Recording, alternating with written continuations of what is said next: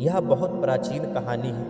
एक ऋषि थे जिनका नाम कौशिक था, जो बाद में भारत में बहुत प्रसिद्ध हुए। जब वो एक युवा सन्यासी थे, तब एक दिन वो रोज की तरह नदी से नहाकर जंगल के एक पीपल के वृक्ष के नीचे ध्यान करने के लिए बैठ गए। वो अपना चेहरा थोड़ा ऊपर की तरफ करके ध्यान करने की कोशिश कर रहे थे। उसी पेड़ के ऊपर एक चिड़िया बैठी हुई थी। चिड़िया ने अपनी गंदगी उस युवा सन्यासी के चेहरे पर गिरा दी। यह देख उस युवा सन्यासी को बहुत क्रोध आया, क्योंकि वह अभी अभी नदी से नहाकर आया था और ध्यान में डूबने की कोशिश कर रहा था। लेकिन इस चिड़िया की वजह से अब उसे दोबारा नदी में डुबकी लगानी पड़ेगी। सन्यासी की आंखें क्रोध से लाल हो गई। उसने उस चिड़िया को ऐसे घूरा कि वह चिड़िया पल भर में ही जलकर राख हो गई। यह देख उस युवा सन्यासी को बड़ी आत्म शांति मिली। उसे खुशी हुई कि चलो, मेरी तपस्या की शक्तियाँ कुछ तो काम आ रही हैं। उसने दोबारा नदी में स्नान किया और अपनी साधना करने के लिए बैठ गया। दोपहर होने पर वह भोजन के लिए जंगल के पास वाले गांव में भिक्षा मांगने गया। वहां घर के बाहर खड़े होकर उसने आवाज़ लगाई, भिक्षाम देहि। अंदर से किसी स्त्री की आवाज़ आई, कृपया थोड़ा इंतजार करो, कुछ देर में आ रही हूँ। यह सुनकर उस युवा सन्यासी को क्रोध आ गया, क्योंकि आज सुबह सुबह ही उसने परेशान करने वाली एक चिड़िया को अपनी नज़रों से ही जलाकर राख कर दिया था। इस घटना ने उसके आत्मिक घमंड को हवा दे दी थी। उसने और चिल्लाकर कहा, भिक्षाम देहि। अंदर से फिर उस स्त्री की आवाज़ आई, कहा ना, कृपया थोड़ा इंतजार करो, अभी आ रही हूँ। यह सुन वह युवा सन्यासी और क्रोध से भर गया। उसने और जोर से आवाज़ लगाई, भिक्षाम देहि। वह लगातार आवाज़ लगाता रहा। तभी अंदर से एक महिला हाथ में भोजन की थाली लिए बाहर आई। युवा सन्यासी ने उस पर चिल्लाते हुए कहा, मैं देवीय शक्तियों से संपन्न एक महान सन्यासी हूँ। तुम्हारी हिम्मत कैसे हुई मुझ जैसे सन्यासी से इंतजार करवाने की? इस पर उस महिला ने कहा, तुम्हें जल्दी किस बात की है? मैं अपने पति को खाना खिला रही थी। वो दोनों आंखों से अंधे हैं, कुछ देख नहीं सकते, पर तुम तो थोड़ा इंतजार कर सकते हो ना। युवा सन्यासी ने गुस्से से महिला की तरफ देखा। महिला ने कहा, तुम मुझे ऐसे घूरो मत, मैं कोई चिड़िया नहीं जो जलकर भस्म हो जाऊंगी। यह सुनकर उस युवा सन्यासी की आंखें फटी की फटी रह गई। उसने पूछा, लेकिन यह तुम्हें कैसे पता?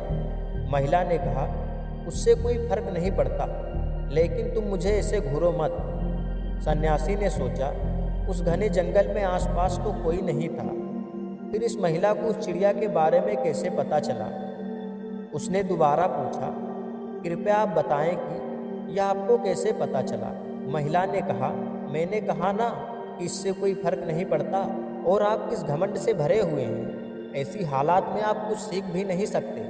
सन्यासी हाथ जोड़कर बोला, तो फिर आप मुझे अपना शिष्य बना लीजिए। महिला ने कहा, मैं एक गृहिणी हूँ, मैं किसी को अपना शिष्य नहीं बनाती, लेकिन मैं तुम्हें अपने गुरु का पता बता सकती हूँ, तुम उनके शिष्य बन सकते हो। महिला ने उस युवा सन्यासी को अपने गुरु का पता बता दिया। उस पते के अनुसार वह युवा सन्यासी पास के एक नगर में पहुँच गया। फिर थोड़ा और अंदर जाने पर वह कसाई की गली में पहुँच गया। सभी तरफ मांस लटके हुए थे। उसने सोचा, शायद मैं गलत पते पर आ गया हूँ, लेकिन जब उसने पता मिलाया तो वो बिल्कुल सही जगह पर था। वह युवा सन्यासी अपने मन में सोचने लगा, अगर यह पता सही भी है तो मैं किसी कसाई को अपना गुरु नहीं बना सकता। यह सोचते हुए वह आगे बढ़ा। उसने लोगों से उस आदमी का पता पूछा तो लोगों ने इशारे से बताया कि वो इंसान इस दुकान पर रहता है। वो वहाँ पहुँच गए। उन्होंने देखा, एक इंसान था जिसके पूरे शरीर पर खून ही खून लगा हुआ था। उसके चारों तरफ मांस के टुकड़े लटक रहे थे। वो बड़े ध्यान से मांस को काटने में लगा हुआ था। वो वहाँ खड़े होकर सोचने लगे, मैं एक सन्यासी हूँ, ये कसाई भला मुझे क्या सिखाएगा? और फिर चाहे कुछ भी हो, मैं एक कसाई का शिष्य नहीं बन सकता। वो लौटकर जाने लगे। तभी उस इंसान ने उनके नाम से उनको पुकारा। उसने कहा, महात्मा कौशिक, आपको उस स्त्री ने मेरे पास भेजा है ना। यह सुनते वो सन्यासी अवक खड़े रह गए, क्योंकि उन्होंने अपना नाम अब तक किसी को नहीं बताया था। उसने कहा, आप थोड़ा देर इंतजार करिए, मैं अपना काम पूरा कर लूँ। वो सन्यासी वहीं खड़े रहे। उन्हें उस कसाई घर में घुटन हो रही थी। थोड़ी देर बाद उसने अपना काम खत्म कर उस युवा सन्यासी के पास आकर कहा, आप मेरे घर चलो, हम वहीं बैठकर बात करेंगे। वो दोनों उस कसाई के घर आ गए। घर आकर उसने सन्यासी को बैठने के लिए कहा और खुद जाकर स्नान कर साफ सुथरे कपड़े पहनकर बाहर आया। बाहर आकर उसने कहा, आप थोड़ा देर और इंतजार करें, तब तक मैं अपने बूढ़े माता पिता की सेवा करके आता हूँ। यह कहकर वह चला गया अपने बूढ़े माता पिता की सेवा करने। वह अपने माता पिता को खाना खिलाकर फिर उस युवा सन्यासी के पास आकर बैठ गया। उसने पूछा, बताइए आपका प्रश्न क्या है। उस युवा सन्यासी ने कहा, मैं बहुत अचंभे में हूँ। सुबह वह महिला उस चिड़िया के बारे में जान गई थी और यहाँ आप मेरे आने से पहले ही मेरे बारे में सब कुछ जान गए। आप ये सब कैसे जान पाते हैं और ये सब कैसे जाना जाता है? मैं बस यही तरीका जानना चाहता हूँ। उस सन्यासी की बात सुनकर उस इंसान ने कहा, यह बड़ा आसान है। बस किसी भी काम को पूरी भागीदारी और ध्यान के साथ कीजिए, चाहे वह कोई सा भी काम हो। वह महिला अपने अंधे पति का ध्यान रखती थी। वो अपना काम पूरी लगन और भागीदारी से करती थी। वह उसमें कोई कमी नहीं छोड़ती थी। मैं अपने माता पिता की सेवा करता हूँ। मैं उसे पूरे ध्यान से करता हूँ, उसमें कोई कसर नहीं छोड़ता। मैं कसाई बना ताकि मैं जानवरों को कम से कम कष्ट पहुँचाकर उनको काट सकूँ। अगर ये काम मैं नहीं करता तो और कोई करता, और पता नहीं वो जानवरों को मारने से पहले कितना कष्ट पहुंचाता। मुझे लगता है कि मैं इस काम को सबसे अच्छे तरीके से कर सकता हूं। इसीलिए तुम भी कुछ भी करो तो उसे पूरी करुणा और भागीदारी से ध्यान लगाकर करो। जब हम किसी काम को ऐसे करते हैं तो हमारे खुद के विचार शांत हो जाते हैं, और जब हमारे खुद के विचार शांत हो जाते हैं तब हमारे आसपास जो भी लोग होते हैं उनके मन में चलने वाले विचार भी हम पढ़ सकते हैं और उनके बारे में जान सकते हैं। जैसे कि उस महिला ने तुम्हारे विचारों को पढ़ लिया और तुम्हारे बारे में सब कुछ जान लिया। तो अगर तुम्हें भी किसी के विचारों को जानना या पढ़ना है तो सबसे पहले अपने मन को शांति की परम सीमा पर ले जाओ और अपने काम को पूरी लगन के साथ करो, और कुछ दिन बाद देखोगे कि आपका मन हमेशा शांत रहने लगेगा और आप लोगों के विचार को पढ़ने में सफल हो जाओगे। भारत की यह ऐतिहासिक कहानी आपको कैसी लगी हमें कमेंट करके ज़रूर बताइएगा। तो मिलते हैं अगली वीडियो में, तब तक के लिए जय हिंद, जय भारत। अपने मन को अपने बस में कैसे करें? दोस्तों, अगर आप ऐसा कर लेंगे तो आप जो चाहेंगे वही होगा।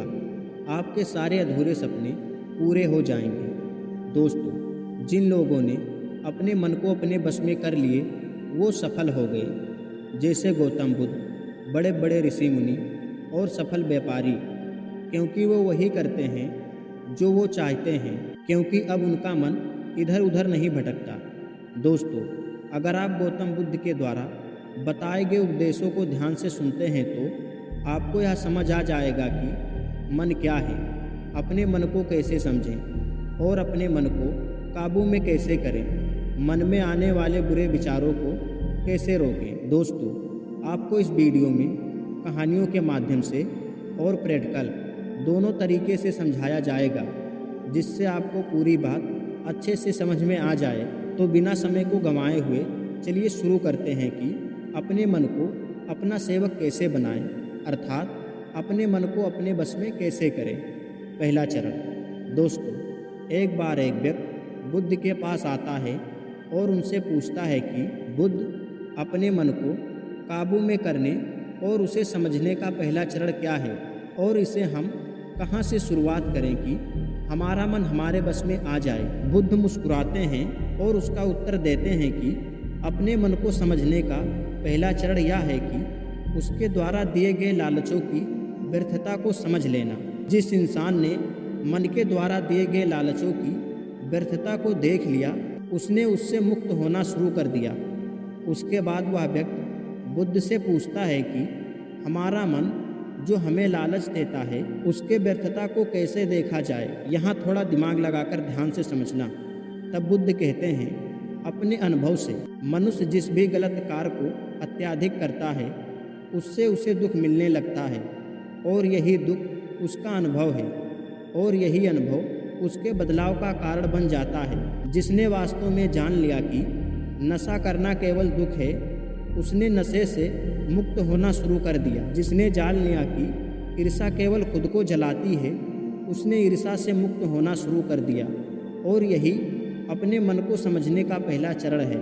कहानी को आगे बढ़ाने से पहले आपको इस प्रश्न को समझना आवश्यक है कि आप अपने मन को बस में करना क्यों चाहते हैं। क्योंकि आपने यह अनुभव कर रखा है कि आपका मन आपको दुख देता है।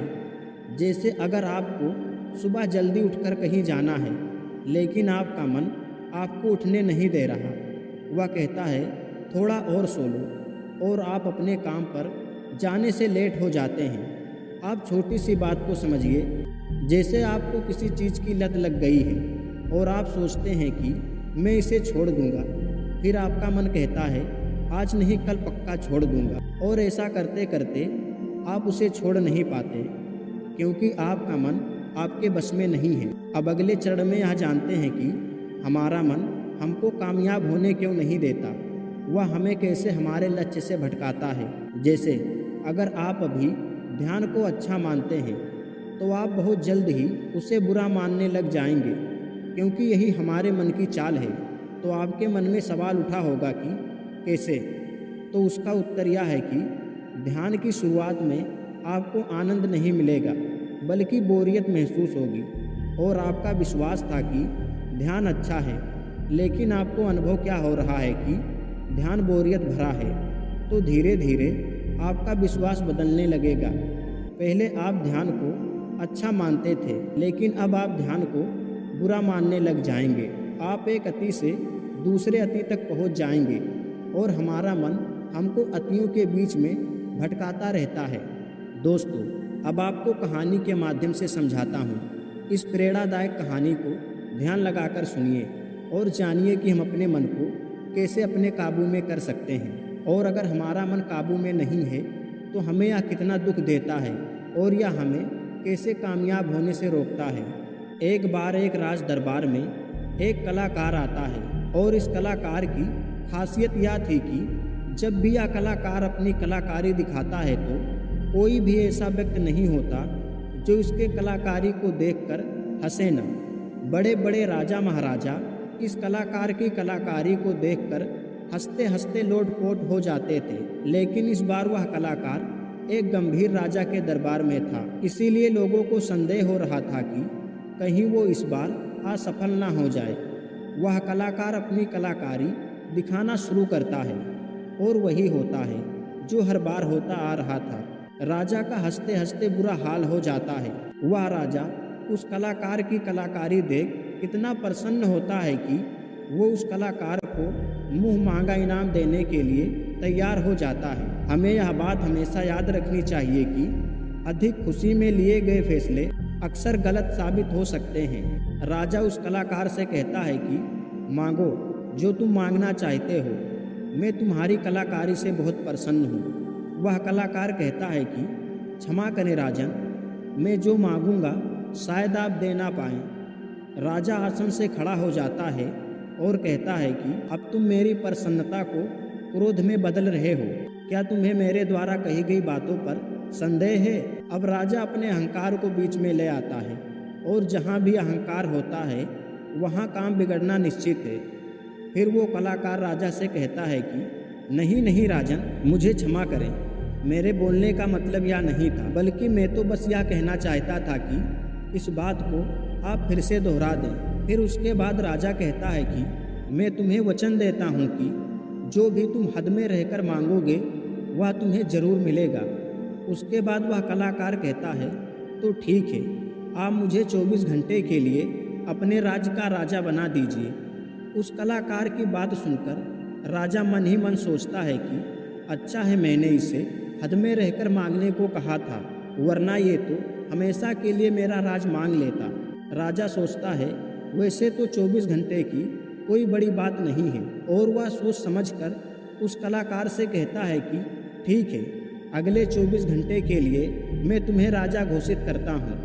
राजा बनने के 1 घंटे के अंदर ही वह कलाकार, जो कि अब राजा बन चुका था, वह पुराने राजा को फांसी पर चढ़ा देता है और दूसरे घंटे में वह पुराने राजा के सभी भरोसेमंद लोगों को हटाकर अपने भरोसेमंद लोगों को रख लेता है। अब आप में से बहुत सारे लोग उस राजा को मूर्ख समझ रहे होंगे, परंतु मैं आपको बताना चाहता हूँ कि वह राजा कोई और नहीं बल्कि आप हैं और वह कलाकार आपका मन है। आपका मन आपको थोड़ी सी खुशी क्या दे देता है कि आप उसके पीछे पीछे हो लेते हो और मन जो कहता है वही आप करते हो और उसके बाद में आपको केवल पछतावा ही मिलता है। किसी भी चीज़ का मज़ा लेना समस्या नहीं है, बल्कि इस मज़े में ही डूबकर अपनी सुध-बुध खो देना समस्या है। अगले चरण में समझिए कि अपने मन को अपने हिसाब से कैसे उपयोग करें। दोस्तों, हमारा मन सिर्फ हमसे बुरे काम ही नहीं करवाता, बल्कि हमसे अच्छे काम भी करवाता है। मैं आपको एक उदाहरण देकर समझाता हूँ। जब आप ईर्ष्या, मोह, क्रोध, अहंकार और लालच जैसी बुरी चीज़ों का सहारा लेते हैं, तब आपका मन आपसे बुरे काम करवाता है। और जब आप प्रेम, दया और कृतज्ञता जैसी भावनाओं का सहारा लेते हैं, तब आपका मन आपसे अच्छे काम करवाता है। इसीलिए समस्या मन नहीं है, बल्कि समस्या मन का इस्तेमाल किस तरह किया जा रहा है यह है। गौतम बुद्ध ने भी अपने मन को नियंत्रण करने पर बहुत जोर दिया है। वह बार बार अपने सभी शिष्यों से कहते थे कि अपने मन को नियंत्रण में रखो, यही तुम्हारे मुक्ति और सफल होने का कारण है। मन को नियंत्रण कर लेने का मतलब यह नहीं कि आपके मन में निगेटिव विचार आने बंद हो जाएंगे। मन को नियंत्रण करने का मतलब यह है कि आपके मन में विचार चाहे जैसे आएं, लेकिन वो आपको विचलित ना कर पाएं। अब विचलित होने का अर्थ सिर्फ परेशान होना नहीं है, बल्कि खुश होना भी है। बहुत ज़्यादा खुश होना समस्या नहीं है, परंतु उस खुशी में कोई गलत निर्णय ले लेना समस्या है। किसी से कोई वादा कर देना, ठीक उसी राजा की तरह। उसी प्रकार बहुत ज़्यादा दुखी होना भी समस्या नहीं है, बल्कि उस दुख के कारण कोई गलत निर्णय ले लेना समस्या है। उदाहरण, जैसे बहुत दुखों के कारण आत्महत्या कर लेना। लास्ट में मैं आपको बताना चाहता हूँ, जब आप वो काम कर रहे होते हैं जो काम आपके लिए सही नहीं होता और आपका मन बार बार उस काम को करने को कहे, तब आपको महसूस होता है कि आपको अपने मन को अपने बस में करना चाहिए। उदाहरण के तौर पर गंदे वीडियो देखना, वेब सीरीज, जंक फूड, इधर उधर की कोई बातें करना। तो दोस्तों, हमें यह समझना चाहिए कि हमारा मन केवल बुरे कामों में ही नहीं लगता, बल्कि अच्छे कामों में भी लगता है। फ़र्क सिर्फ इतना है कि बुरे कामों में जल्दी लग जाता है, क्योंकि बुरे काम करते वक्त शुरुआती में मज़ा होता है और बाद में यही मज़ा दुख बन जाता है।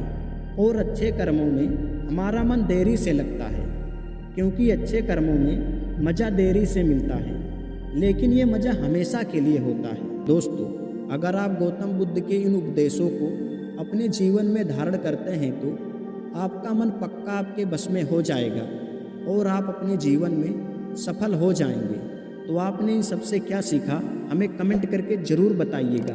तो मिलते हैं अगले वीडियो में, तब तक के लिए जय हिंद, जय भारत। एक व्यक्ति ने महात्मा बुद्ध से पूछा, मेरी जिंदगी में इतने दुख क्यों हैं, इतनी तकलीफ, इतनी परेशानियां क्यों हैं?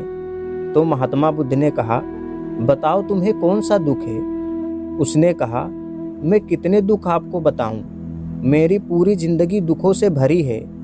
जो मेरे रिश्ते हैं, मैं उन रिश्तों से भी दुखी हूँ और मेरे शरीर में बहुत सी बीमारियां होती रहती हैं। एक के पीछे एक दुख लगा ही रहता है। ना मैं अपने रिश्ते से खुश हूँ और ना ही अपने परिवार से खुश हूँ। मैं अपने मन से भी दुखी रहता हूँ। मुझे लगता है कि ऐसी ज़िंदगी से अच्छा है कि मैं मर ही जाऊँ, कोई मतलब ही नहीं है जीने का। ये सारी बात सुनकर महात्मा बुद्ध ने उस व्यक्ति से पूछा, बताओ तुम्हारे दुख का क्या कारण है? तब वह व्यक्ति बुद्ध से कहता है कि मैं इसीलिए तो आपके पास आया हूँ कि आप बताओ मेरी ज़िंदगी में इतने दुख क्यों हैं, इन सब का क्या कारण है? तब महात्मा बुद्ध ने उस व्यक्ति से कहा, जरा गहराई से सोचो, विचार करो, देखो कहाँ है तुम्हारा दुख। क्या कारण हो सकता है तुम्हारे दुखों का? उस व्यक्ति ने बहुत सोचा, पर जब उसे कुछ समझ में नहीं आया तो महात्मा बुद्ध ने उससे कहा कि तेरे सारे दुखों का कारण तो खुद ही है, तेरे मन की आसक्ति है। यह सुनकर उस व्यक्ति ने बुद्ध से कहा कि मैं समझा नहीं, मेरे मन का मोह मेरे सभी दुखों का कारण कैसे हो सकता है? तब महात्मा बुद्ध ने उसे समझाने के लिए 3 छोटी छोटी कहानियां सुनाई, क्योंकि कहानियों के माध्यम से इंसान हर बात जल्दी सीख जाता है। तो आप भी पूरी कहानियों को लास्ट तक मन लगाकर सुनिए। एक व्यक्ति एक पेड़ से चिपक कर चिल्ला रहा था कि कोई मुझे बचाओ, कोई मुझे इस पेड़ से छुड़ाओ, इस पेड़ ने मुझे पकड़ लिया है। वहाँ से एक गुरु और शिष्य गुजर रहे थे। शिष्य ने अपने गुरु से कहा कि गुरुदेव, हमें इस आदमी की सहायता करनी चाहिए, यह इस पेड़ से चिपक गया है, इसे छुड़ाना चाहिए। तो उसके गुरु ने उससे कहा कि इसकी कोई मदद नहीं कर सकता। तो शिष्य हैरान होकर पूछने लगा कि ऐसा क्या है जो इसकी कोई मदद नहीं कर सकता? तब गुरु ने कहा कि इस व्यक्ति ने खुद ही पेड़ को पकड़ लिया है, और जिस व्यक्ति ने स्वयं किसी चीज को पकड़ रखा है उसे कैसे छुड़ाया जा सकता है? ऐसे ही बुद्ध ने उस व्यक्ति से कहा कि तुमने भी सारे दुखों को खुद ही पकड़ा हुआ है कि यह मेरा है, कहीं मुझसे छूट ना जाए, यह मेरे पास ही रहना चाहिए। तेरे सारे दुखों का कारण यही है। फिर बुद्ध ने उसे दूसरी कहानी सुनाई। एक मकड़ी वो खुद ही जाल बुनती है, और जाल बुनते बुनते एक दिन ऐसा आता है कि वो खुद उसी जाल में फंस जाती है। वो चाहकर भी जाल से बाहर नहीं निकल पाती। इसी प्रकार तूने भी अपनी जिंदगी में न जाने कितने रिश्ते बनाए हुए हैं, कितनों को अपना मान रखा है, और उनसे मुंह रखने के कारण आज वो तुम्हें दुख दे रहे हैं। सारी दुनिया में चाहे कुछ भी हो जाए, हमें कोई फर्क नहीं पड़ता, लेकिन हमें दुख तभी होता है जब हमारे अपनों के साथ कुछ बुरा होता है, या हमारे अपने हमारे साथ कुछ बुरा करते हैं। शहद से भरे एक पात्र में एक मक्खी घुस जाती है। उस शहद के मीठे रस में उसे बहुत आनंद आता है, वह बहुत प्रसन्न होती रहती है। अगर वह चाहे तो थोड़ा सा रस लेकर वहाँ से निकल सकती है, वहाँ से उड़ सकती है, लेकिन वह इस रस में इतनी डूब जाती है, उसमें इतना खो जाती है कि वह वहाँ से उड़ना ही नहीं चाहती। वह उस रस को लेते लेते उसके पंख उसी शहद में फंस जाते हैं। फिर जब तक उसका पेट भरता है तब तक वह पूरी तरह उसी शहद में फंस जाती है। उसके बाद वह वहाँ से निकलने की बहुत कोशिश करती है, आगे जाती है, पीछे जाती है, दाएं जाती है, बाएं जाती है, पर वो वहाँ से नहीं उड़ पाती, क्योंकि अब वह उसी में पूरी तरह फंसी हुई है। ऐसे ही हमने भी अपनी जिंदगी में जिन रिश्तों में आनंद लिया है, सुख लिया है, शुरू में तो मुझे बहुत सुख आया, और आज वही रिश्ते मुझे दुख दे रहे हैं। ऐसे ही जब कोई व्यक्ति अपनी स्वास्थ्य की परवाह न करके स्वादिष्ट रसों के पीछे पड़कर कुछ भी खाने लगता है, जिसके कारण आगे चलकर उसका शरीर खराब हो जाता है, उसके शरीर में रोग आ जाते हैं। ऐसे ही हमारा मन जब संसार की बहुत सारी आशाएं कर लेता है, तृष्णाएं और वासनाएं कर लेता है, तो उसके मन में ज्यादा धन कमाने का मोह आ जाता है। फिर चाहे उसे कितना भी धन मिलता रहे, उसे तृप्ति नहीं होती, वह हमेशा धन से अतृप्त ही रहता है। इसी से दुखों का जन्म होता है। बुद्ध की बातें सुनकर उस व्यक्ति को एहसास हुआ कि महात्मा बुद्ध बिल्कुल सही कह रहे हैं, यही वजह होती है मेरे सारे दुखों की। फिर उस व्यक्ति ने बुद्ध से दूसरा सवाल किया कि आपने मुझे दुख का कारण तो बता दिया, अब मुझे बचने का उपाय भी बता दीजिए। तब बुद्ध ने कहा, अगर तुम सारे दुखों से पार होना चाहते हो तो अपने मन को मोह और वासनाओं से ऊपर उठाकर प्रेम और संतोष से भर दो, क्योंकि जिसके दिल में प्रेम और संतोष का दिया जल गया, उसके जीवन से दुख का अंधकार दूर हो ही जाता है। लगाव आपको दुखी करता है, प्रेम आपको खुश करता है। हालांकि यह बात कहने में बहुत ही आसान है, लेकिन करना बहुत मुश्किल। जो भी व्यक्ति महात्मा बुद्ध के इस उपदेश को समझ गया ना, वह सारे दुखों से पार हो जाएगा। यही कहानी हमारे जीवन की भी है। हम खुद ही रिश्ते जोड़ते हैं और बाद में खुद ही रोते हैं। हम खुद ही प्रेम को बढ़ाते हैं और खुद ही दुख पाते हैं। हम जिनके पीछे मेरा मेरा करते मरते हैं, जब वही हमें इज्जत नहीं देते तो दुख स्वयं ही उत्पन्न होने लगती है।